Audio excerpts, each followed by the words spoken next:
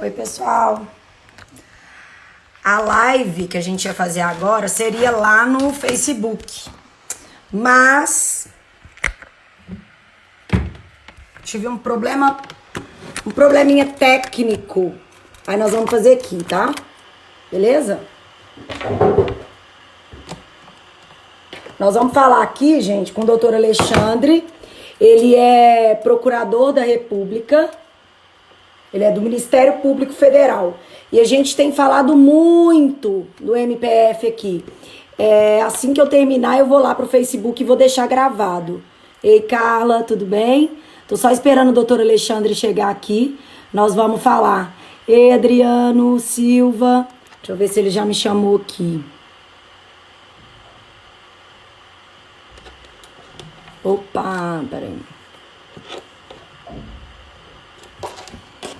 Peraí que eu tô tentando abrir aqui. Ah, tá, pronto. Aí.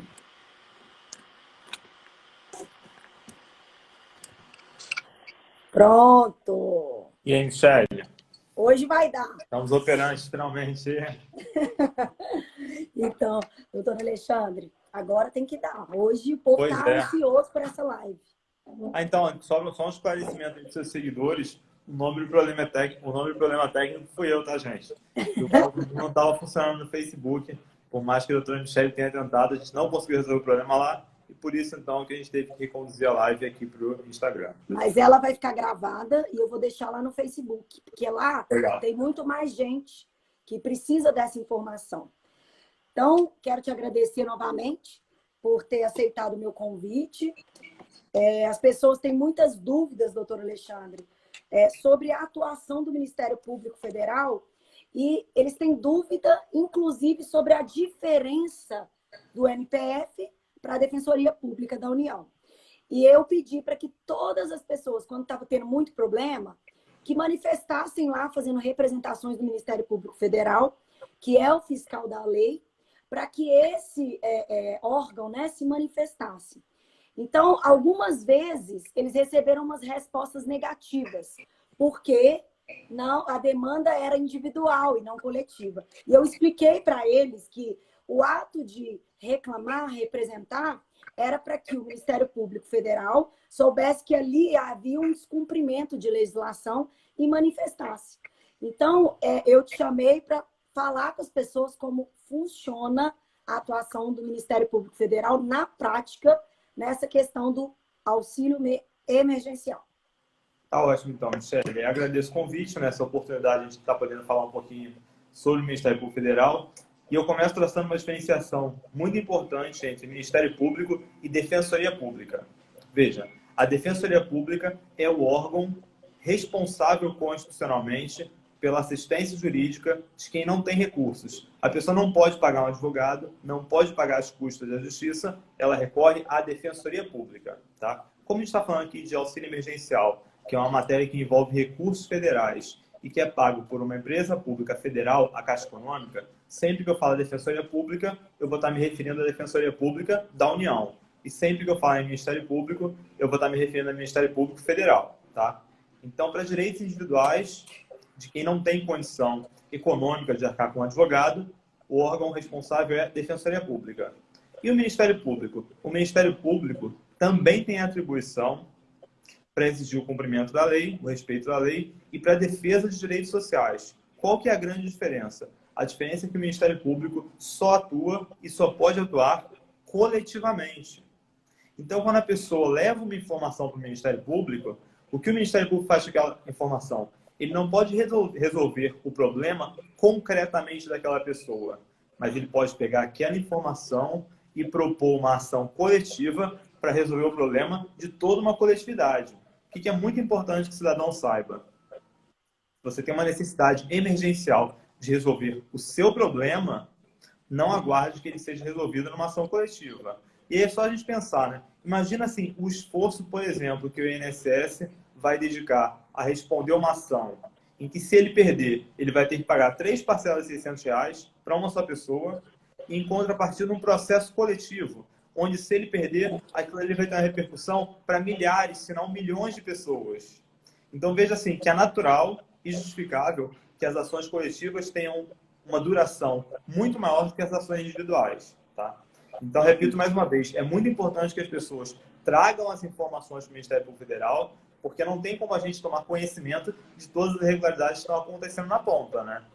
Sim, Mas não com dá para a certeza. pessoa depositar a expectativa de que o problema individual dela vai ser resolvido com a urgência que ela precisa.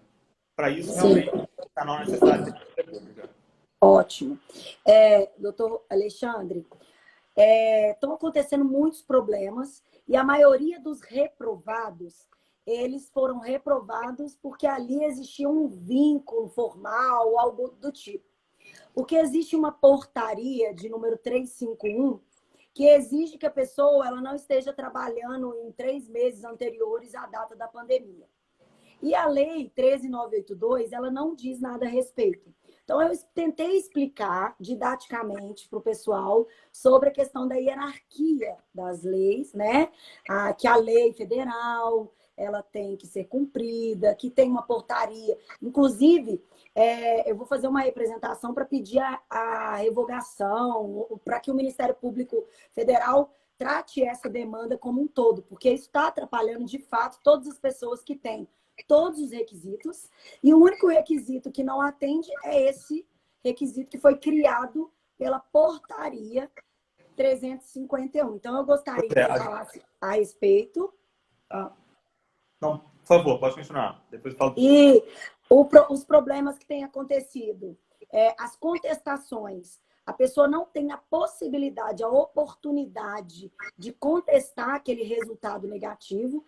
E anteriormente, na primeira coletiva do presidente, do ministro da Cidadania, eles informaram que, olha, aquela pessoa que teria os dados incluídos de maneira errada, eles poderiam editar esses dados, que essa teria uma opção no aplicativo, e depois teria a opção de contestar se o resultado não fosse aquele esperado. E teria como comprovar que realmente está dentro daqueles critérios. Mas isso não aconteceu, as pessoas não estão conseguindo contestar e estão, assim, desesperadas, porque jamais esperavam que ia ser uma questão tão burocrática. Tá. Então, vamos lá. Assim, primeiro ponto, né, de atuação nesse caso em específico. Sim. Bom, o Poder Executivo, ele tem, digamos assim, um espaço dentro do qual ele pode se mover. Então, veja, quando o Legislativo criou esse benefício, previu lá os requisitos. E alguém poderia falar, mas não é justo, eu acho que o valor de renda mínima tinha que ser superior a esse ou inferior. E veja, nada disso a gente vai discutir aqui. E também eu sei, não é o que a doutora está colocando aqui, né? O que a gente está discutindo aqui é especificamente em qual medida essa lei, ou no caso essa portaria, violou a legalidade. Ou seja, dispôs sobre algo que não era possível. Dentro daquele espaço de conformação, como que vai pagar o benefício, assim ou assado? Em que medida que essa portaria excedeu isso daí, né? Então, o primeiro ponto, que já é objeto de questionamento na Justiça pelo Ministério Público Federal, apesar de a gente não ter obtido ainda uma decisão favorável, é a seguinte: muitos requerimentos estão sendo indeferidos sem motivação. Veja, é um direito constitucional da pessoa que ela saiba exatamente por que o requerimento administrativo dela foi indeferido. Ela precisa saber. Senão, não tem como ela resolver a eventual irregularidade ou mesmo demonstrar que aquilo ali não aconteceu, que consideraram algo como verdadeiro e que não é verdade. Esse é o primeiro ponto, e isso já está questionado judicialmente. O segundo ponto é, além do direito da pessoa ter conhecimento da motivação, ela tem que ter direito de recorrer pelo menos uma vez dessa decisão. Imagina, eu posso saber porque foi indeferido, mas eu não posso recorrer do indeferimento? Então, para que eu estou sabendo disso? Se você está com consciência e você não vai permitir que eu conteste esse ato, é a mesma coisa que nada, né? Então, isso também é objeto de questionamento judicial. O terceiro ponto, e muito relevante, que você colocou, Michele, é com relação à portaria ter colocado um requisito aí, eu entendo dessa forma também, que vai além dos requisitos legais. Então, veja, como eu havia dito, o Legislativo ele pode definir quais são os requisitos necessários para que a pessoa tenha direito ao benefício assistencial. Um desses requisitos é o seguinte: ausência de vínculo formal. Então, se a pessoa tiver um vínculo formal de emprego, ela não tem direito a esse benefício. E aí, não interessa se ela recebe salário mínimo ou se ela foi empregada só mês passado, se ela tiver um vínculo formal ativo, ela não tem direito. A portaria, quando veio regulamentar isso daí, e aí veja, por que a gente fala toda hora em portaria regulamentar? Porque só o que a portaria pode fazer realmente é regulamentar, descer em detalhes sobre algo que já está na lei. A portaria falou o seguinte, olha, além da pessoa não poder ter um vínculo formal atualmente, ela não pode ter vínculo formal no CNIS nos 3 últimos meses. Veja, é a interpretação que eu dou, por exemplo, da portaria, que a doutora Michele dá também, e que assim, eu não consigo ver, por hora pelo menos, nenhuma outra interpretação possível. Né? Veja, né? E vingando essa interpretação, ou seja, sendo essa a interpretação mesmo que a União está dando para indefinir os benefícios, eu posso jantar assim, e eu falo agora como eu, Alexandre Senra, como havia jantado pela doutora Michele, o Ministério Público Federal é composto por muitas pessoas. Então, eu dar uma posição aqui minha não significa que essa posição seja unânime em todo o órgão, né? Mas a minha posição é de que essa exigência é ilegal porque criou um requisito que não estava legalmente previsto. Não tem problema se a pessoa tinha vínculo formal há 2 meses atrás, há 1 mês atrás, há 1 semana atrás. O requisito legal é que ela não tenha vínculo formal hoje, por ocasião da data em que ela for entrada no requerimento. Até para cobrir as pessoas que venham a ser demitidas exatamente em função da pandemia. Exatamente. Talvez, o que eu pensei, talvez a ideia do executivo tenha sido a seguinte: não, vamos botar os 3 meses, porque quem foi desligado nos últimos 3 meses está recebendo seguro-desemprego. O que não é uma verdade. Porque o seguro-desemprego, apesar de ele ter um mínimo de pagamento de 3 parcelas, há uma série de requisitos que precisam ser atendidos. Se a pessoa não tiver mantido aquele vínculo empregatício durante aquele número mínimo de meses, ela não está recebendo o seguro-desemprego. Então, veja, bem resumidamente, eu entendo que o requisito da portaria, especificamente na parte em que exige que a pessoa não tenha tido vínculo formal nos 3 últimos meses, eu entendo que esse requisito em si, ele é ilegal e isso sim pode estar sendo questionado judicialmente e ainda acho que a melhor forma de se questionar isso daí é coletivamente. Aí realmente entra o papel do Ministério Público Federal para que consiga suspender a eficácia desse ato daí, né? Para que essa exigência seja retirada da portaria com efeito para todas as pessoas. E no caso, o MPF ele pode agir de ofício nesse caso? Ah, eu descobri agora, eu vou fazer. Posso? No caso, assim, o membro do Ministério Público Federal. Tá. Hoje, como é que funciona isso, né? Todos os membros do Ministério Público estão submetidos a regras de distribuição. É isso que faz com que nenhum membro haja por interesses pessoais. Ou então, olha assim, a minha preferência, nesse caso aqui eu discordo, então eu vou entrar com ação. Então, não é assim. Então, a gente pode atuar sem provocação. Mas se eu quiser, por exemplo, atuar nesse caso, sabe o que eu tenho que fazer? Eu tenho que fazer uma representação, como se fosse qualquer cidadão, e dirigir para o órgão do Ministério Público Federal. Essa representação vai ser distribuída entre os procuradores que cuidam desse tema daí, desse assunto. Se cair comigo, eu posso tocar isso adiante. Se não cair comigo, quem vai resolver, quem vai formular esse juízo, né, se é ilegal essa portaria ou não, é a pessoa para quem caiu essa representação. Então, ou seja, né, eu não posso judicializar de ofício. Eu posso, sem provocação, fazer uma denúncia. O que não me diferencia de nenhum cidadão, né? Qualquer cidadão pode fazer essa denúncia também e submeter à distribuição. Com certeza. Agora, doutor Alexandre, o MPF ele tem atuado em todo o Brasil, né? Eu gostaria que você falasse um pouco da atuação do MPF no Brasil e o que a gente pode esperar, né? O cidadão, o que ele pode esperar? Eu falei com eles o seguinte, olha, o MPF está trabalhando, tem muitas ações, ele está do lado do povo nesse momento, né? Ele está contra esse tanto de aberrações na legislação, inclusive, quando há qualquer tipo de descumprimento. Então, eu gostaria que você explicasse sobre as dezenas, né, de ações que estão aí no Brasil. Inclusive, tem uma no MPF do Rio que pediu para a Caixa pagar e recebeu, tem a decisão, eu acho. Aí as pessoas têm dúvidas com relação a essa amplitude. Ah, é para o Brasil, é só no Rio, esse tipo de coisa. Vamos lá, então. A gente tem recebido muitas representações, muitas reclamações do auxílio emergencial.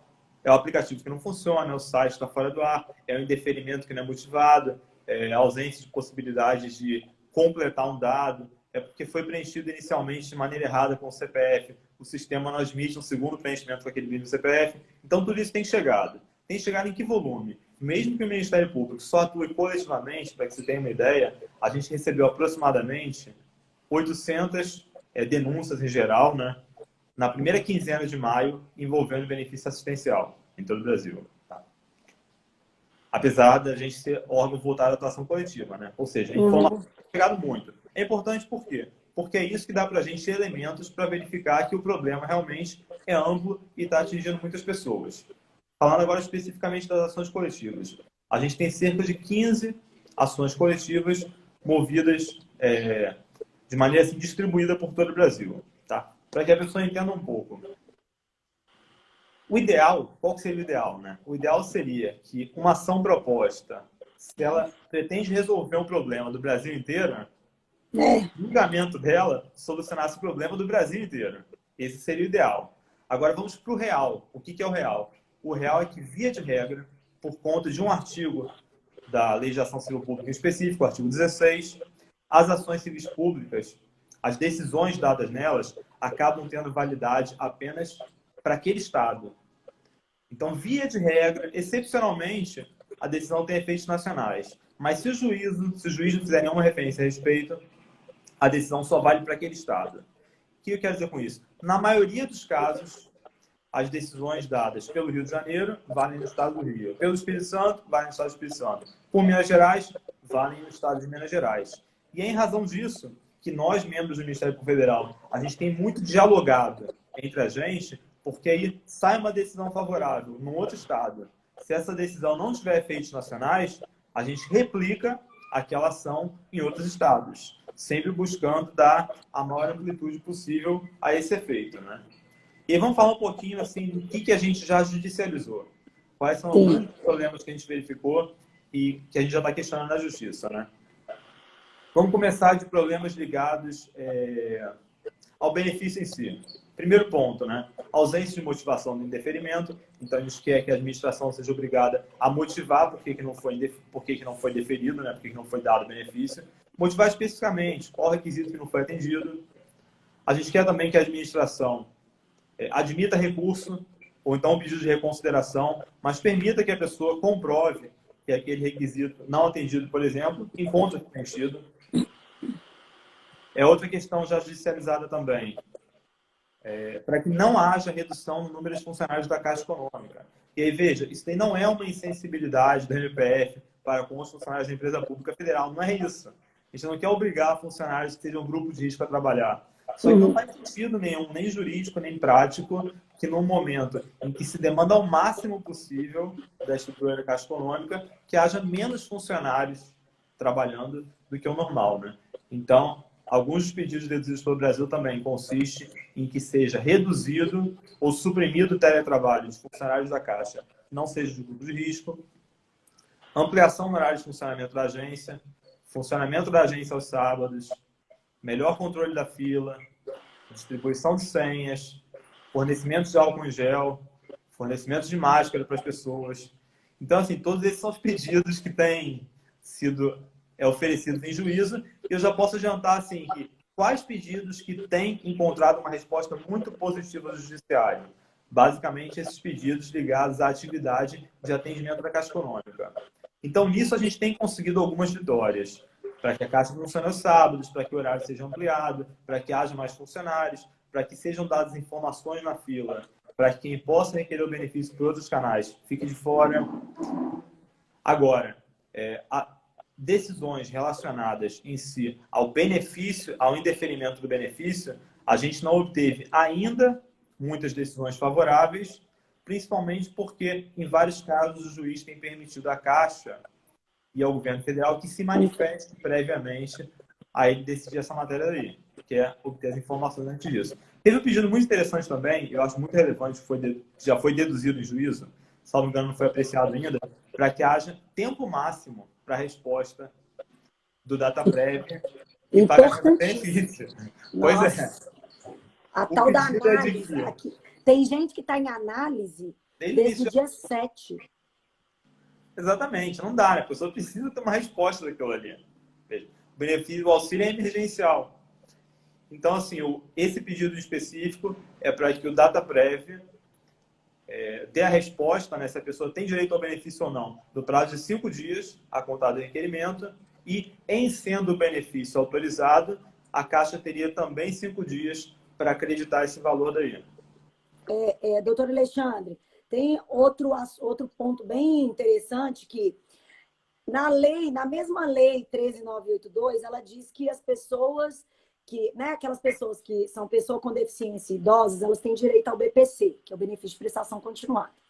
Essas pessoas que fizeram o pedido e estão em análise, elas teriam a possibilidade de receber uma antecipação, ok? Tá só isso que está escrito lá. Aí agora saiu a tal da lista do BPC. Eles criaram uma lista e na lei eles falaram que todas as pessoas teriam o direito à antecipação, desde que não tivessem tido o pedido negado lá, tivessem analisando no INSS, iam ter direito. Aí, para surpresa de todo mundo que estava aguardando, chegou lá, não tinha nada. E aí? Isso também é um problema, né? Que a gente pode encaminhar ao Ministério Público Federal. Perfeito, Michele. Assim, para ficar bem claro para o leigo, né? 2 coisas que portarias, resoluções, instruções não podem fazer. Uma delas, não pode contrariar a lei. A lei não pode falar uma coisa e aí vir uma portaria e falar algo contrário.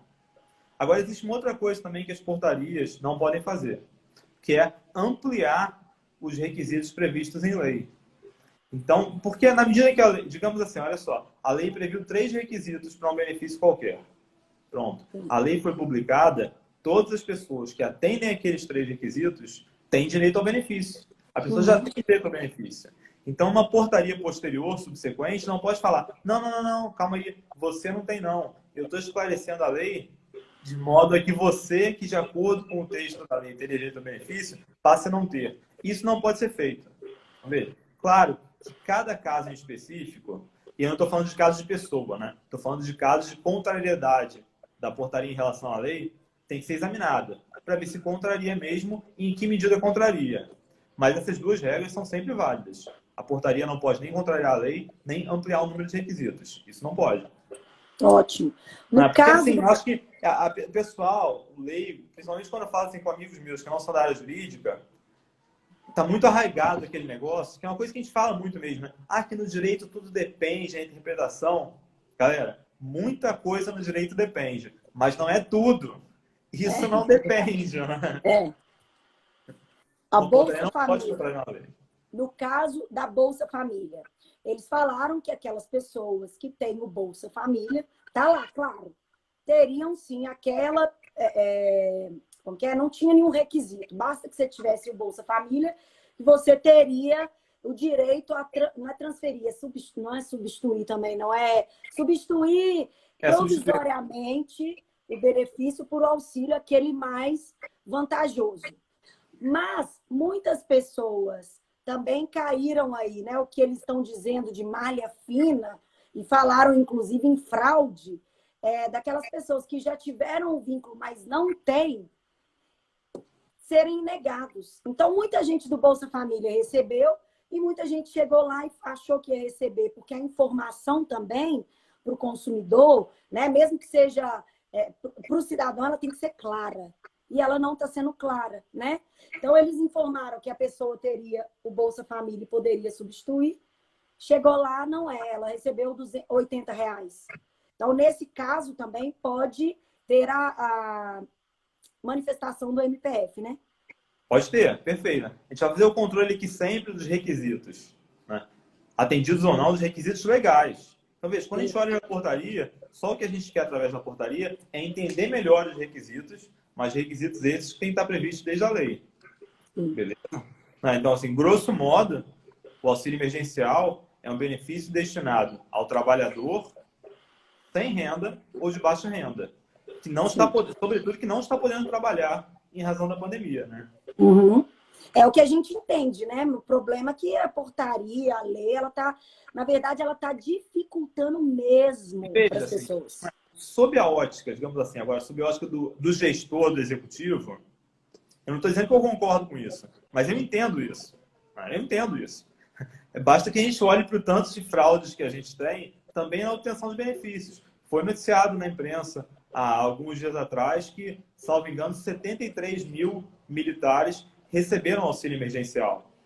É lamentável isso. Por que é lamentável isso? Porque existem muitas pessoas que têm direito ao benefício e que começam a ter esse direito comprometido, prejudicado, porque o gestor, o administrador público, começa a criar empecilhos com medo da fraude. Então, quer dizer, como você tem muito medo, né, de que a fraude seja maior ainda, você começa a indeferir benefícios que eram devidos e vai criando dificuldades para pessoas que têm o direito mesmo e que estão passando por necessidade. Nesse caso aí da fraude, né? A pessoa, ela só tem 3 formas de receber, doutor Alexandre. Ou ela é CAD único, ou ela é o Bolsa, né? E você vai ter que fazer o cadastro no aplicativo, se você estiver dentro dos critérios da lei. Então, essas pessoas que estavam dentro de um Ministério da Defesa fizeram o cadastro ou estavam inscritos em algum auxílio? Não, não tem como a gente saber, mas poderia ser beneficiário do Bolsa Família. Porque, veja, pessoas de serviço militar obrigatório, por exemplo, a renda é bem baixa. Então, digamos assim, o único requisito legal que rigorosamente... Isso aí, que afastava eles todos de serem beneficiários do auxílio emergencial, era o fato de eles terem vínculo. E vínculo formal, que é um dos requisitos lá. A pessoa não pode ter vínculo formal. Não pode ser agente público, né? Pois não, eu achei estranho demais na hora que eu vi isso, gente. Uma pessoa fez inscrição e aí já começa a pensar, né? Aí foi a pessoa que quis, de fato, ver o que ia dar. Porque eu vi que realmente saiu várias notícias, né? Porque tem muito fake news aí também, né, doutor Alexandre? É verdade. Saiu uma notícia de um empresário que eu acho que ele queria também fazer mais marketing. Dizer que ganhava 50 mil reais e que fez o cadastro e que conseguiu. Eu falei, uai, mas que milagre, né? Ele fez o cadastro ganhando 50 mil reais, para quê?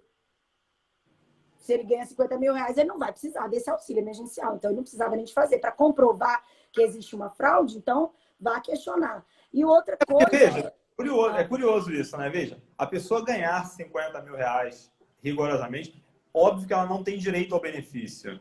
Mas por meio de banco de dados, o governo não consegue necessariamente dizer que ela não tem direito ao benefício, não. Porque, veja, se a pessoa não tiver nenhum vínculo formal, não tiver vínculo com a administração, né? Sim.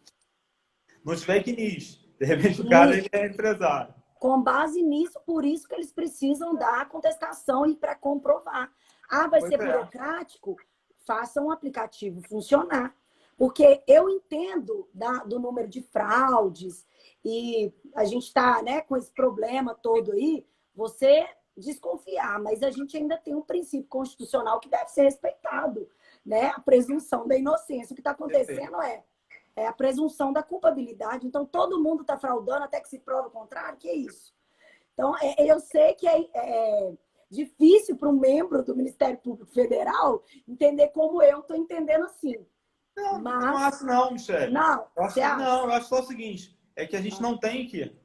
E a administração realmente não pode assumir essa postura de ser binária, né? Só ter 2 alternativas. Ou eu defiro, ou eu indefiro. A pessoa tem o direito, antes de você indeferir em definitivo, se o Poder Executivo entende, você não preencheu todos os requisitos, a pessoa tem direito de saber qual o requisito que o Estado, que a União entende que não foi preenchido e ter a oportunidade de preenchê-lo, né?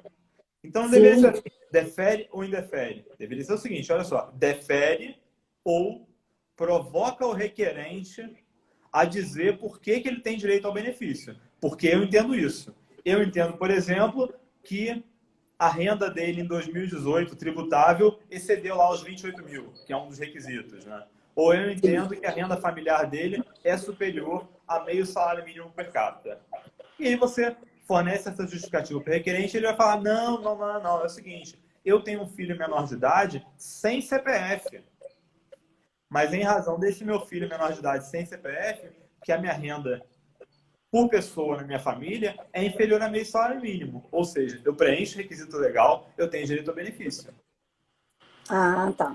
Ok. Mas tá muito bagunçado isso, doutor Alexandre. E eles deviam ter criado um mecanismo mais inteligente para que as pessoas tivessem em um só aplicativo a funcionalidade, né? Mas não tem a funcionalidade. Eu entendo que eles não tiveram tempo para entender, né? Porque todo mundo estava na pandemia e tinha um problema, tinha que resolver. Só que resolveram e o negócio virou uma bagunça. Imagina o tanto de ação na justiça. Olha só, pois é, Michele, olha só, né? Eu não sou, já ficou bem claro que eu não sou um profundo conhecedor de informática, né? Dada a dificuldade da gente viabilizar essa live aqui.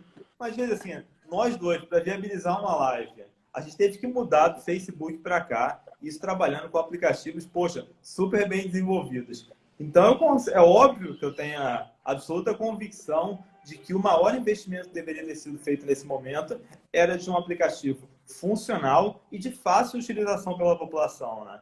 O que a gente mais vai ter, o que a gente tem em muitas vezes os casos, são as pessoas que têm direito a esse benefício pedindo ajuda de familiares, de amigos, pedindo para usar o celular. Aí, por exemplo, tem que confirmar por SMS. Pô, e se a pessoa, o celular não é dela, ela vai ficar confirmando por SMS? Ou, de repente, alguém se dispõe a ajudar várias pessoas com o mesmo aparelho celular. Isso traz algumas complicações para quem faz uso do aplicativo, infelizmente. E um dos pedidos deduzidos numa dessas ações civis públicas é exatamente isso daí. Que seja possível fazer o credenciamento pelo aplicativo sem ter que fazer essa confirmação daí via SMS. Outro caso bem importante a gente falar também são as mães solo, né? As mães solo, elas têm direito a 2 cotas, né? Aí as pessoas foram lá e não conseguiram fazer o cadastro do filho, porque o sistema é falho. Aí o que aconteceu? Na hora que elas forem receber, receberam R$ 600. E tinha que receber as 2 parcelas. Olha o problema. Eu falei para elas... Pois né? Na verdade, ela recebe... 2 cotas. Ela vai receber 2 cotas 3 vezes. Isso, 2 cotas 3 vezes. Aí o que aconteceu? Eu falei para elas, olha, reclame, porque o sistema não é problema seu, não é culpa sua, tá falho. Reclamem lá. Onde você reclama? Na ouvidoria. Eu queria que você até falasse disso, qual que é o papel de uma ouvidoria. Banco Central, quando a instituição não estava funcionando, não dava resultado, eu pedi para que eles fizessem reclamação no Banco Central. O Banco Central teve a capacidade de falar que eles não têm essa função. Pelo menos o que eu estudei estava lá, que eles tinham que fiscalizar a instituição financeira e blá, blá, blá, tem um monte de coisa. Aí eles mandam reclamação lá para a ouvidoria não resolve. A pessoa vai ficar prejudicada? Eles não tinham que solucionar o problema na DataPrev? A gente aprende, e aí não só nós, operadores de direito, né, como a sociedade toda, aprende da pior forma possível que no direito a gente tem as coisas como devem ser e as coisas como são, né? Esses dias, só para fazer uma comparação também, né, eu postei uma notícia que eu vi de que a ANAC estava basicamente reduzindo a responsabilidade das companhias aéreas em relação aos passageiros, né? Diminuindo o tanto de assistência técnica que eles têm que dar aos passageiros. Veja, esse é o papel de uma agência reguladora. O papel da ouvidoria do Banco Central é mais uma coisa. Não depende do direito. O papel da ouvidoria é, sim, fiscalizar o serviço realizado pelas outras instituições que compõem o sistema financeiro nacional. Agora, o que ela faz de fato é outra história, né? O Banco Central tem as suas prioridades e eu realmente não sei como que eles hierarquizam, né, o trabalho que eles têm que realizar. Agora, uma dica prática, né, para a população geral. Se eu tenho um problema e o que me interessa é resolver ele o mais rápido possível, é ação individual. Não tem como fugir disso. Agora, além da ação individual, você pode também formular denúncia em todos esses órgãos competentes. Né? Para a gente, que é da área jurídica, é muito mais simples, porque a gente sabe que a gente vai basicamente fazer uma denúncia e mandar a mesma denúncia para vários canais. Né? Para o leigo, talvez não seja tão simples assim. Então, o melhor realmente é, quando você recorre a uma ouvidoria, quando você recorre a algum órgão de fiscalização, não deposite assim, a solução do seu problema sobre esse órgão. Porque ainda que esse órgão atue, e ainda que atue de forma rápida, o que ele vai poder fazer é o seguinte, nesse caso aí, por exemplo, penalizar a instituição, aplicar uma multa administrativa. É o que a Eles gente não vão estar esperava. Pois é, mas eles não vão, mesmo nesse cenário, que é o cenário, digamos assim, otimista, né, de tudo dando certo, isso por si só não vai resolver o seu problema. A instituição talvez seja multada e não resolva o seu problema. Sim. Por isso que eu fiz um passo a passo, sabe, doutor Alexandre? Expliquei todos os passos para reclamar. Aí, no final, porque eu estava produzindo as provas, porque eu sabia que eles poderiam não dar resposta. Mas, mesmo assim, aquele cidadão, ele tentou, através dos órgãos que tem que fiscalizar, ó, cumpra o seu papel lá, que eu estou cumprindo o meu. Aí vai pegar as reclamações e levar na DPU para ajuizar a ação ou no Juizado Especial Federal. Então, eu expliquei como que eles podem fazer, que lá não precisa da ajuda de advogado, que lá ele pode judicializar, que ele pode fazer de maneira oral ou escrita. Daí eu expliquei tudo de maneira super didática para a pessoa mastigar, para a pessoa chegar lá, clicar e ponto. Então, as pessoas ficavam assim, mas eu reclamei e não dá resultado. Mas é para reclamar. Tem algumas que deu resultado e outros não. Então, gente, muito importante isso que você colocou, Michele. Claro, a gente quer resolver o nosso problema, mas acima de resolver o problema, tem uma preocupação que é mais importante ainda. A gente precisa reclamar e documentar as reclamações. Veja, documentar não é você ter um documento formal disso daí, é documentar no sentido de registrar.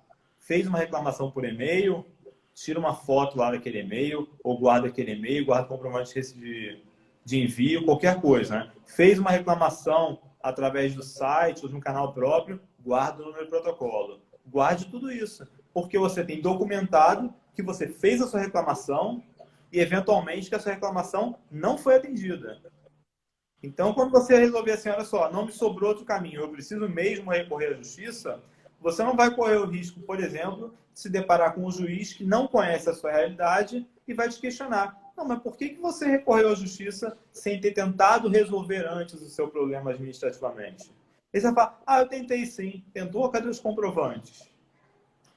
E veja, assim, não é questão de duvidar, né? É questão de que o juiz não conhece você. Ele se depara com centenas, milhares de casos na vida profissional dele, né? É muito importante no direito, realmente, a documentação dessas tentativas de solução do problema. Sim, eles informaram que teria um canal de reclamações e um canal para informar os dados que foram inseridos errados, que é o canal 121. Esse telefone não funciona. Desde o dia 7 que eles informaram o canal, não funciona. Eu já tentei. Não é o pessoal que chega aqui e fala comigo, não. Eu fiz toda... Quando chegava para mim, falava, 145 não funciona. Eu liguei no 145. Depois da 10ª vez, eu consegui. Nos 121 eu não consigo falar, ninguém consegue falar. Então, tá tirando o direito da pessoa de fato, questionar. Terrível isso. Pois é. E veja, no caso, a gente tem mais, digamos assim, um problema, né? E é um problema prático mesmo, né? Que envolve o pagamento desse benefício assistencial e de qualquer benefício por parte da União, né? O problema é o seguinte, o que você vai colocar como medida para obrigar a União a melhorar esse pagamento? Porque quando a gente fala assim de propor uma ação contra qualquer outro ente ou contra qualquer pessoa, a primeira medida que vem na nossa cabeça é multa. Se a pessoa não cumprir, o que eu estou querendo é multa. Mas você vai multar a União e essa multa vai para quem? Porque, veja, na Justiça Federal, via de regra, as multas revertem para a União já. Então, você vai falar para a União, por exemplo, olha só, melhore o seu serviço, motive os seus atos sob pena de pagar uma multa que vai reverter para você. Então, assim, é um problema prático que tem que ser também, digamos assim, contornado. Claro, existem algumas saídas para isso. Uma saída, por exemplo, conhecida na tutela coletiva é de que a multa reverta para o usuário do serviço. Não, olha, quem foi privado desse benefício por tanto tempo vai ser o destinatário da multa. Muito bom. Tem outro caso aqui também, que é dos candidatos. Alguns candidatos, né, foram candidatos a vereador na última eleição e alguns prestaram contas e ok, resolveram. Mas aí, na hora que vai fazer a avaliação, a análise, informa lá que eles têm um vínculo e têm mandato eletivo. Por isso que essas pessoas não vão receber. E a pessoa nem chegou perto de vencer. Pois é, isso daí provavelmente é algum problema que está sendo causado no banco de dados do TSE, né? Porque o Tribunal Superior Eleitoral tem que fornecer esses dados todos de quem é titular de mandato eletivo. E veja, titular de mandato eletivo e que exerce o mandato. Por quê? Porque para a pessoa não ter direito ao auxílio emergencial, ela tem o dinheiro. Então é evidente que quem concorreu às eleições, mas não ganhou, ou quem é suplente, não foi convocado, ou coisa do gênero, só por isso não está afastado do benefício, né? Ótimo. Aquelas pessoas que tiveram vínculo de emprego, né? A carteira já foi baixada, mas a RAIS, ela não teve a baixa, não teve a inclusão da RAIS em 2019, algo do tipo. Então, está tendo esse problema, porque está gerando vínculo.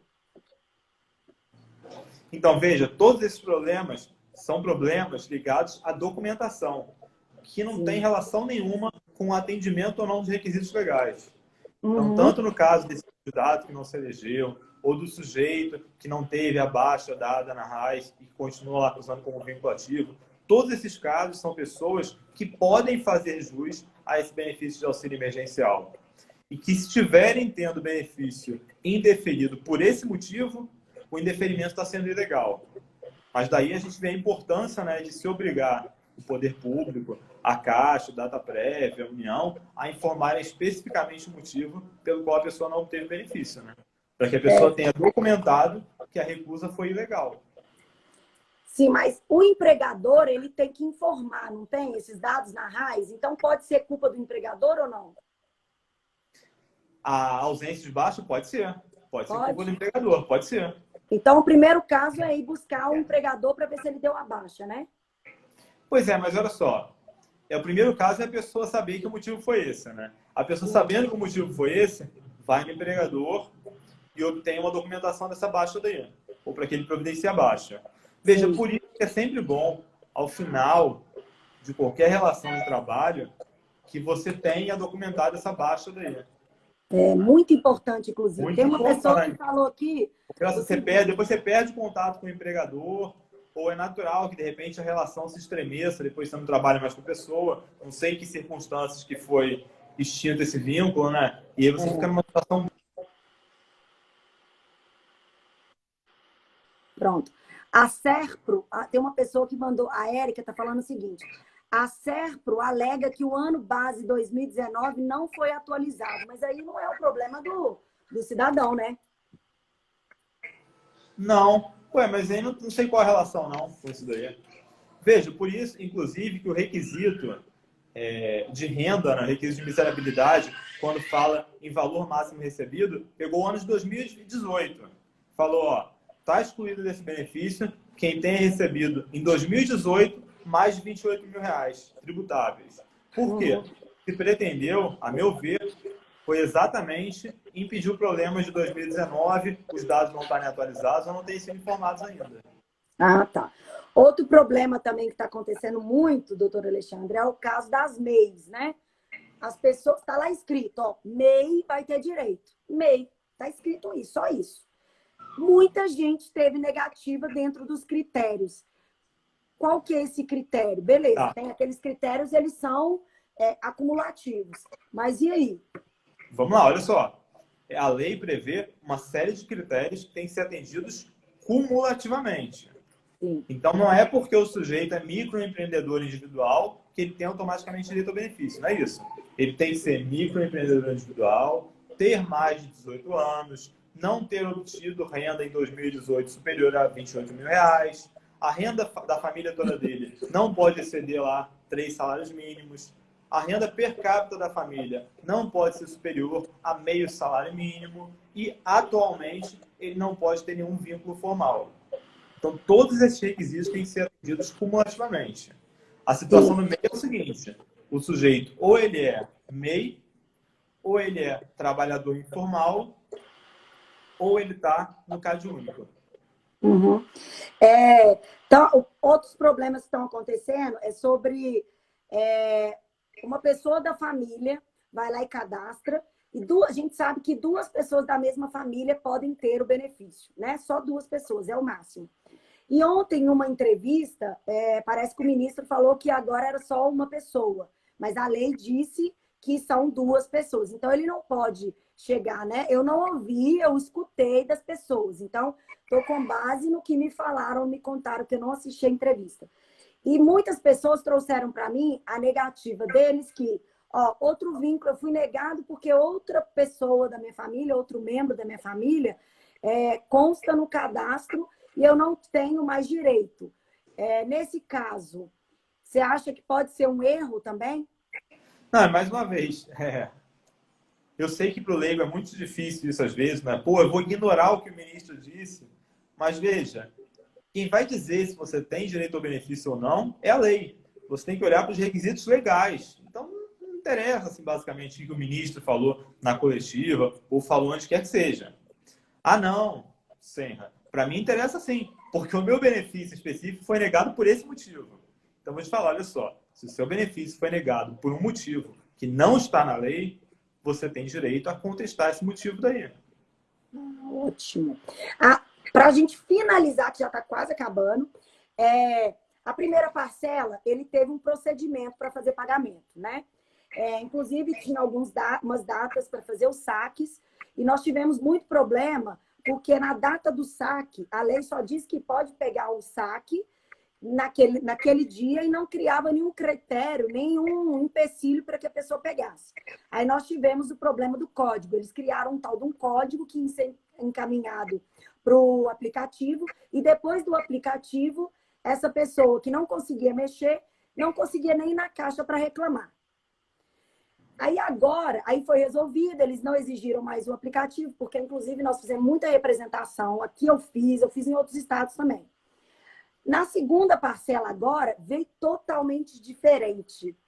Então, tinha um tipo de pagamento na primeira parcela e agora a segunda parcela tem outro tipo.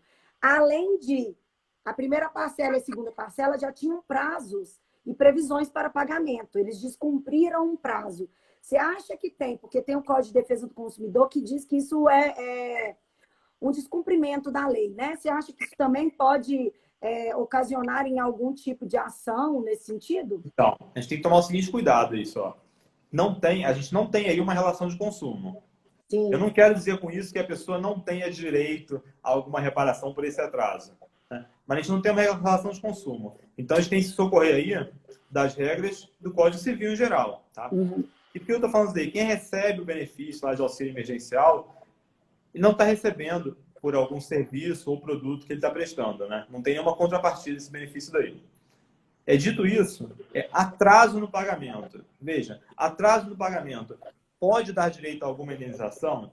Individualmente pode, porque a pessoa precisa provar para ter direito. E em tese, que a gente está falando, porque eu não conheço o caso de cada uma das pessoas em específico. A pessoa tem que provar que esse atraso gerou algum dano para ela. Veja, algum dano material. Olha só, por causa desse atraso, eu tive que contrair um empréstimo a juros extorsivos. É um exemplo de dano que a pessoa pode ter tido, né? Ou algum dano mesmo moral. Olha só, eu fiquei aflito, eu não tinha como botar comida na minha mesa durante toda essa semana. Então, veja, isso é o tipo de coisa que é difícil tratar coletivamente. Essa reparação pelo atraso.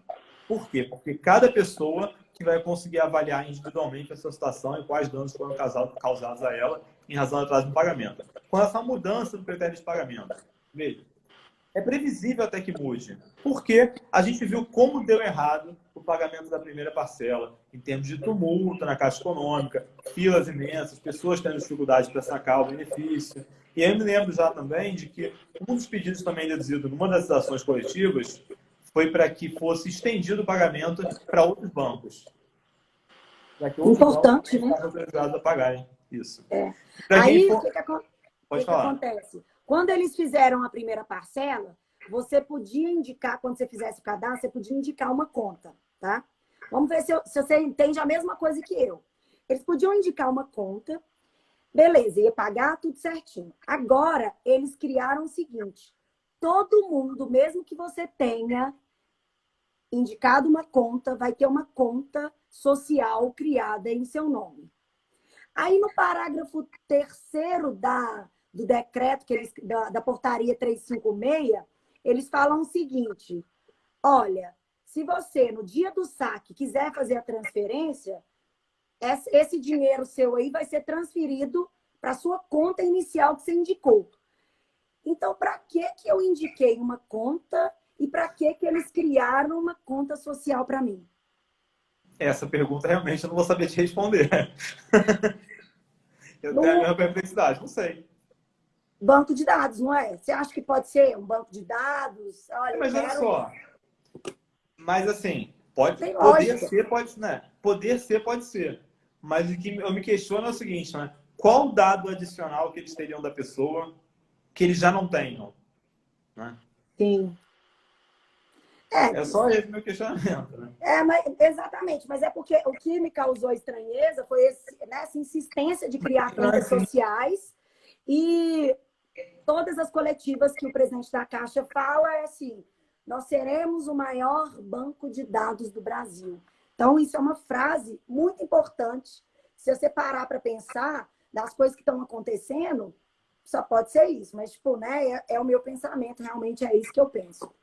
Mas, doutor Alexandre, muito obrigada. Eu acho que esclareceu todas as dúvidas mesmo. Acho que nós falamos de todas as pessoas, falamos das pessoas que estão as pessoas que estão em análise. Só para finalizar mesmo, que é o maior número de pessoas, quem está em análise desde o dia 7 e está se cadastrando e dá cadastro inconclusivo o tempo inteiro. Eu falei para elas irem ao DPU, porque isso poderia, sim, ser uma negativa tácita, porque o silêncio, né, no caso da análise, pode implicar nessa negativa. Algumas DPUs já estão pegando essa negativa tácita e judicializando, mas não seria o caso de uma ação coletiva, uma vez que o sistema, no geral, não funciona? Sim.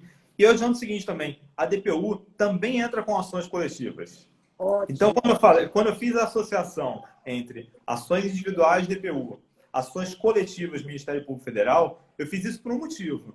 Porque o Ministério Público Federal só entra com ações coletivas.